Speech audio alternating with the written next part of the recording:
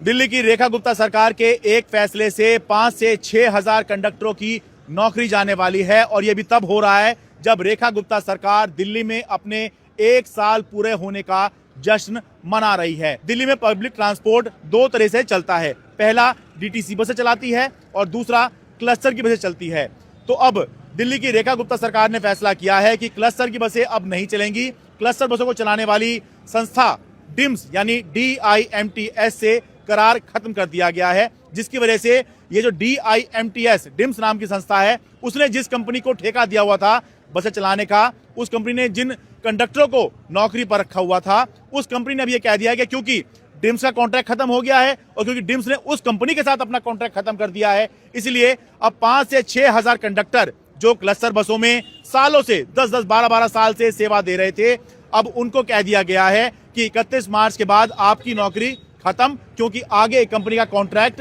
खत्म कर दिया गया है। अब ये कंडक्टर जाके दिल्ली की मुख्यमंत्री रेखा गुप्ता से मिले तो इनका कहना है कि मुख्यमंत्री ने कहा कि चिंता की जरूरत नहीं है, आपकी नौकरी कहीं नहीं जा रही। लेकिन इन कंडक्टरों का कहना है कि ये मान चुके थे कि नौकरी कहीं नहीं जा रही, लेकिन हाल ही में डीटीसी के लोगों ने ही उनको यहां बताया कि भाई डीटीसी के नए कंडक्टर आ गए हैं और 15 फरवरी के बाद उनको नौकरी पर नहीं आना है। इसका मतलब लिखित में उनको जो दिया हुआ था 31 मार्च की डेट, और कंडक्टर अगर आ गए हैं डीटीसी के तो यानी कि